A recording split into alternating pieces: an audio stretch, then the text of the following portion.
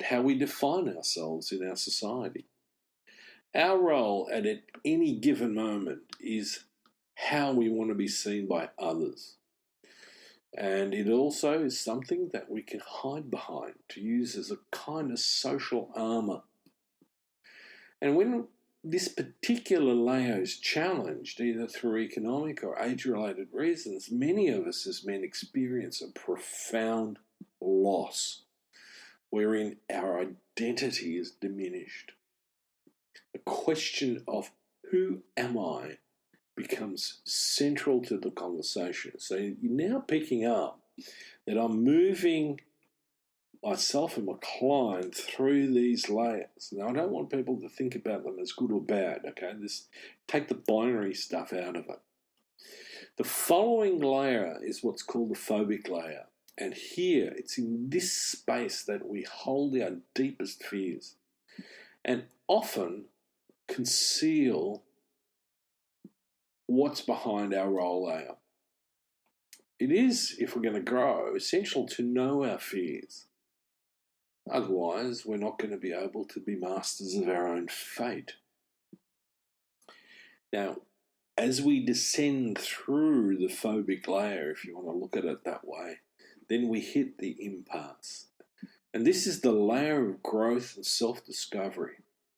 This is where we come face to face with our fears, begin to overcome them, or at least form some kind of truce or alliance in ourselves. When we can penetrate this layer, we begin to gain access to our own greatness, because this layer opens the door to our core, to who we truly are at any moment. Now, when we reach the core, it's in this space that we encounter our true emotions, our real response to the world at any given instant. And so, in a final wrap, it is the place wherein we experience ourselves as authentic. Now, if I structure it a bit, the first three layers in Gestalt therapy are called the constructed self. That is, that's how we armour ourselves and result in a way in restricting body awareness, a lower level of self-awareness, inhibited emotional expression, acquired narcissism, and a deeper pathology that results in a lack of flexibility and therefore adaptability. And finally, it is the place wherein we have restricted our resilience. Now, this is maintained until we have the courage to deconstruct ourselves by entering the impasse. This is essential before we can address what Pearls refers to as the deadness at our core. Often I ask people, what are you feeling? And they go, I don't know. And so it's not something to be scared of, it's something to begin to explore. It is therein that we descend into that authentic space. It's also the experience which is fundamental in being present in our relationships, especially in the therapist-client relationship and our personal, intimate relationships. So, as a therapist, I'm here to shed a light on the journey into this in a meaningful ways for the person to become better at experiencing themselves. So the idea that therapy is a process of self-discovery as much as it is about a healing journey of past traumas and wounds, that idea is not new.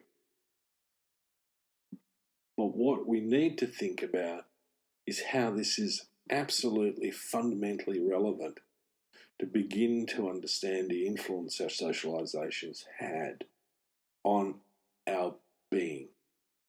And that's an important aspect. So some heady food for thought. I hope for those of you seeking therapy are going to find this useful. It certainly, you know, when I've shared this with others, has made quite a lot of difference for them, especially the idea that you're not going to hit it off with the first therapist. And yep, it's going to take a bit of work, and it is going to be ultimately a fruitful experience and not just about feeling less anxious or less depressed or less OCD or whatever it is that the presenting problem is. It's a broader experience than that. So, you know, I want to just wrap it by saying that therapy needs to challenge not simply our personal perceptions, behaviours, choices, values, and beliefs. I think it needs to help us as men critically reflect on the whole gamut of things, our social fabric, the systems that we have in place.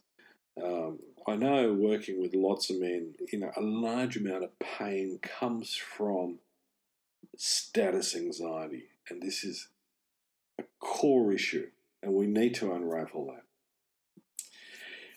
For further information, don't hesitate to look up my book, Surfing the New Masculinity, Making Good Men Great, Surfing the New Masculinity is the complete title.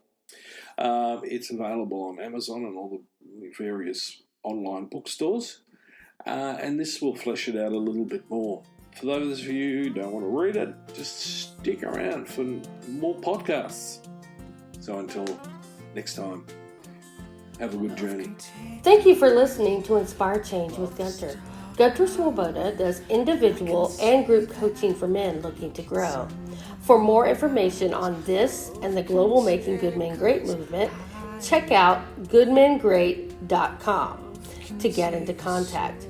If you have a topic for the show or would like to be a guest on the air, please email producers at miranda@noirtainment.com. That's Miranda, Miranda, at noirtainment, noirtainment.com. Thank you, and always keep inspiring change.